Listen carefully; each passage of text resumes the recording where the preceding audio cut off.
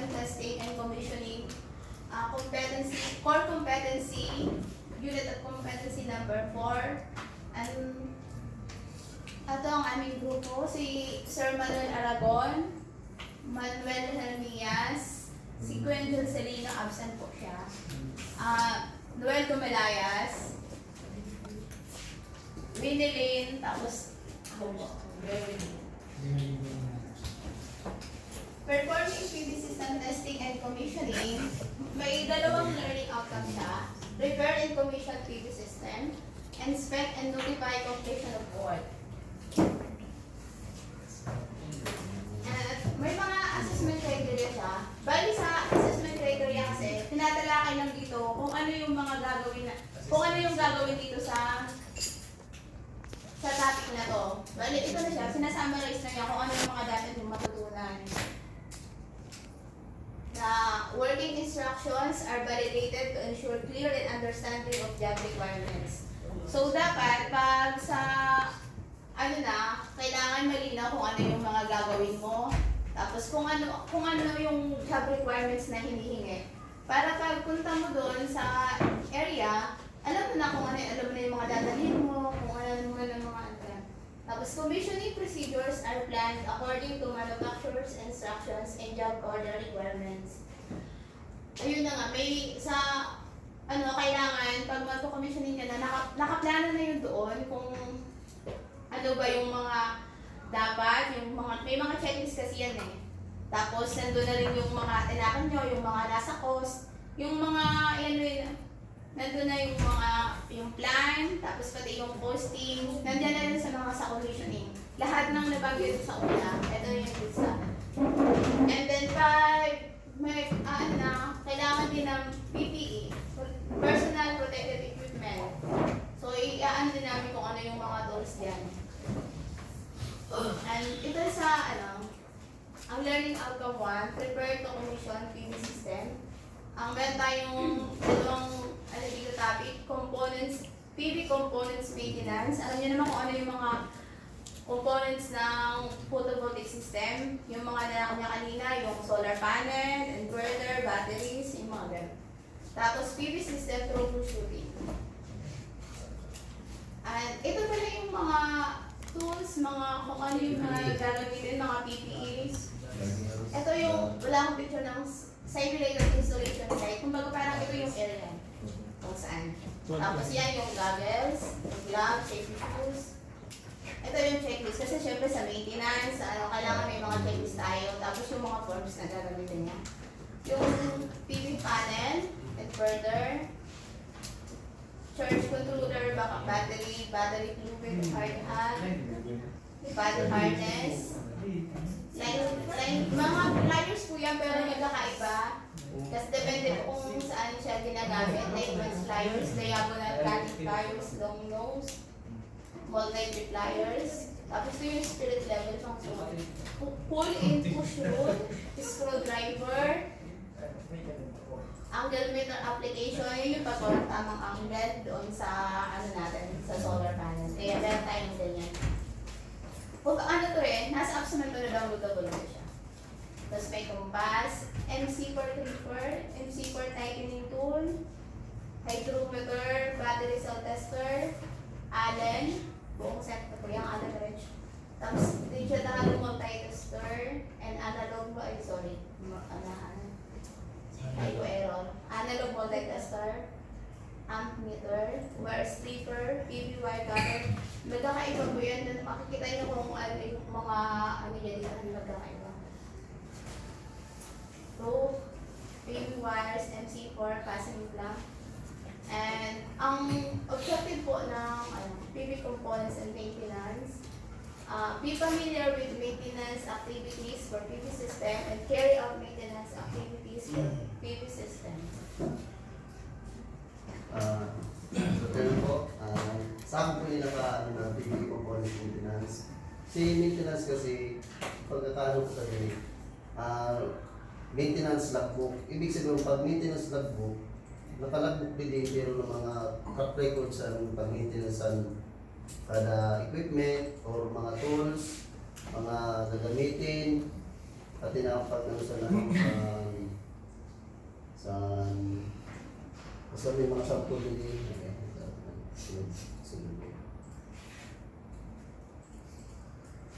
Dili ko nilagbok sa ito mga pautang ha. Lagbok po inisan sa about sa ano pareho po sa diyo. Sample siya sa mga sa lagbok sa pag-maintenance, pagkita sa mga battery voltage, kung sa nananatid, ang ambient temperature, ang temperatura tayo sa manin sa battery. Sample lang po ito sa ano na. Opo.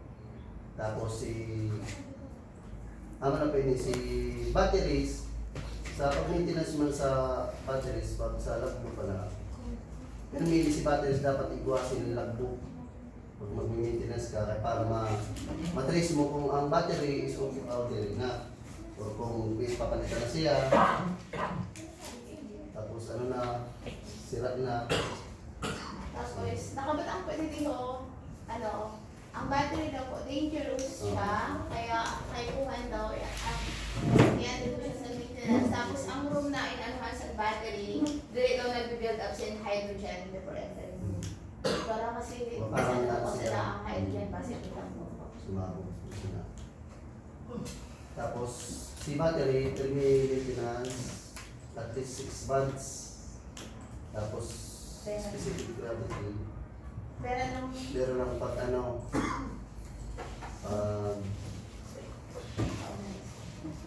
sa una na ano except po sa ano, initial installation, nire-recommend po nila na ano po sa specific gravity. Ano ba sa ano po siya? Para, okay, ano natin sir, ang pili na specific gravity yung water ata na yung katabi sa battery. Namatay yan. Tapos, requirements yun.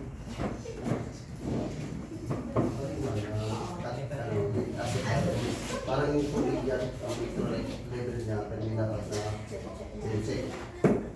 Monthly. quarterly. Sa mga with acid batteries po, pag-maintenance, monthly or quarterly. Tapos, grade record electrolyte specific value. Nakapalog na po yung video. Ano na po yung checklist niya. Kumbaga, sample lang yung isang maintenance na papapatawag sa mga ano siya. Ang mga ano nila po kung mga sa lunadit siya nagkaroon sa ano, battery voltage, yung dyan, tapos kada saro sa iya, may cell 1, cell 2, sa mga battery ni, sa mga battery siya naka-specify na naman yung ano, yung rate. Kung pera lang cell voltage niya, kung pera na lang, sa mo yung check. Tapos kung okay pa ang battery, hindi ka na makakabot ang kung okay pa ang battery, okay na. Tapos kung nasa na isasabi mo sa kalagayan sa kada battery. Okay, hindi kasi sa comments mo, di ba mga ito rin, sige ako na ng mga napansin. Hindi ko isa ko na dapat yan pang i-discuss sa ano ko na ng mga preventive videos. So, yung solar array, aray ba no, nauna mo ang pangalog, ano niya, solar array. Tapos, hindi siya dapat malinis. Dinilinis kada quarterly. Mga 3 months ata. 3 months ata. Every 3 months. 3 months. Check mechanical security. Array. Structure. Ang mga mechanical niya, ang mga kalagayan sa ano niya, sa panel. Tapos, ang ito sa mga coupling. Na, terminating ang cable, mga cable wire, kung ano, mga damage na. Tapos ang output sa panel, kung okay pa ba ang output niya, kung ano na mga reports pa nga ang out niya. Tapos pili mo siya i-compare sa iba na panel man. Pag halimbawa, iba na ang output sa sarap na panel, ibig sabihin, huli man ito. Pwede rin siya para bulas. Tapos si electrical wiring, kung may mga loose connection, may mga nagturos na nga yan, check to. check the operation of the regulator. Si regulator man ito, check pa si regulator. Annually po siya ginagawa. Pag-checks and regulator annually. Ano man eh. Tapos ako pa yun sa mga maintenance na nakapot sa ang pag sana ba natin siya nabilisan ng modules. Ang modules po, pertinent po siya sa mga bata. Ano yung regulator? Saan ginagamit yun? Ay, regulator sila ginagamit sa pag-regulate sa solar na Ano yung itsura nun?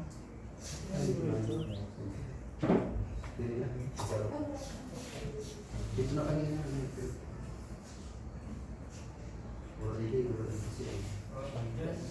Naano na ito sir kanina sa dahil ito sir. Charger control, stage controller yan.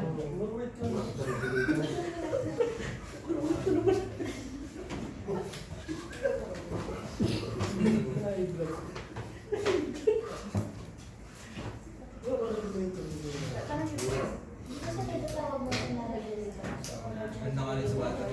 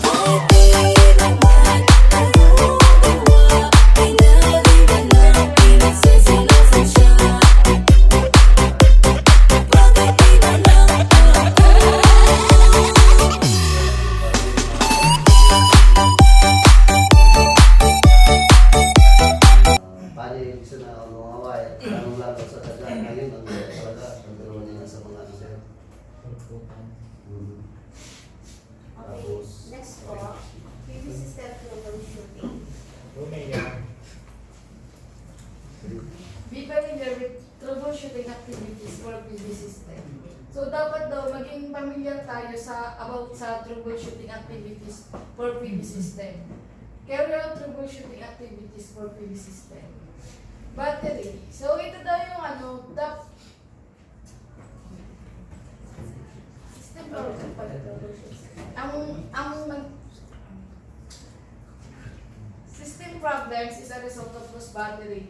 Ang problema daw dito, yung nag-lose yung battery tapos madumi or kaya kinakalawang na yung terminal. So, kaya nag-low yung voltage ng battery. So, kailangan po natin ng maintenance o kaya technician. So, dapat daw i-check ang terminal connection kung masikip at malinis. Tapos daw kailangan daw measure yung battery ng voltage sa full bank para at output terminal with no load or low load on the batteries. Tsaka if the batteries bank terminal voltage is expected na ang fault daw ay nasa wiring to the loads or charging device. So the fault may only appear under load. Then, kailangan daw i-measure ang cell voltage ng individual cells. Excessive variation between cells could indicate inadequate charging or problems developing with some cells. Tsaka kung ang batteries daw ay binaha, kailangan daw i-measure ang specific gravity ng bawat cells. Kung ang battery bank SGR expected, ang fault daw ay nasa wiring to the load charging device, or ang fault only appears under load. So, excessive variation between cells indicate inadequate charging or problems developing with some cells.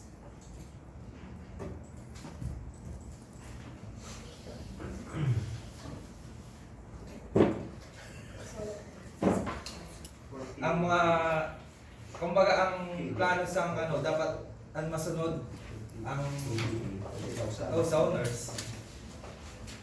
Ano po ang example sa commission report?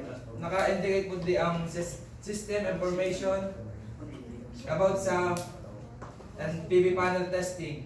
Dito po makikita ang open circuit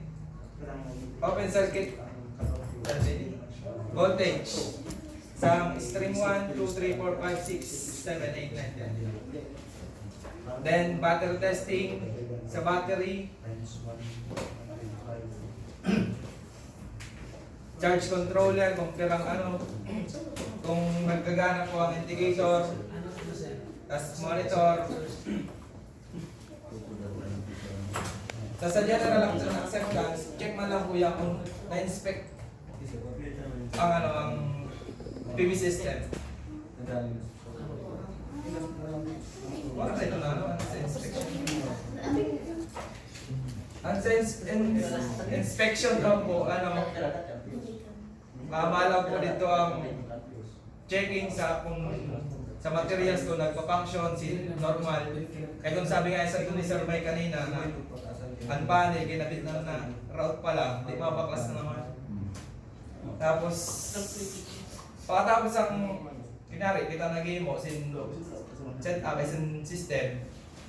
Pagkatapos na checking, sa inspecting, i-hand over natin siya sa supervisor bago sa owner para ma-check. Sample commissioning report po yan. Nakapunta kita ako ang household name, kasi syempre may project siya. Kaya po lang po ito ang household name, kundi na barangay, kundi na municipality, province, system type. Kunahan na klase sa pagkabisang sa solar niya. Tapos ang date, tapos ang commissioning time, tapos kung sinong installer, halimbawa kasi Noel, ang installer, ang sa pangalan. Tapos PV panel testing, bago mo ihatag ang i-testing mo muna ng mga panel, kaya ikaw mo sila ng mga, opera na string ko siya. And then testing ko lang mga sa motors and tapos and sa battery naman po, kung talagang ang battery, ano ang battery niya kung nagagana ko ng mga specific battery. Tapos ito po kami didesign pagkuha po sa specific gravity sa battery.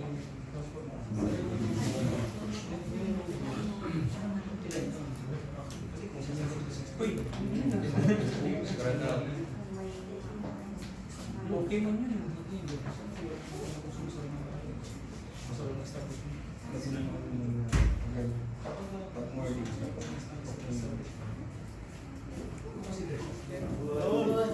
To summarize our report, ang group 4 po, ako ay magpapasalamat sa mga kasama ko na mahusay mag-report kahit paano tumayo sila dito, naglakas loob.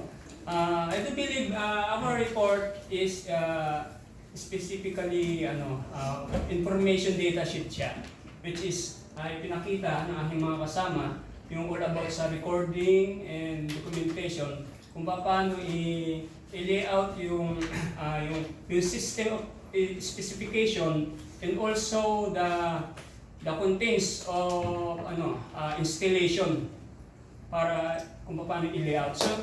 So yun, na pati nyo man, o nasabi din ng mga kasama ko po na may mga function siya. So I do believe without the report of Group 4 ay hindi tayo makakaano ng kontrata.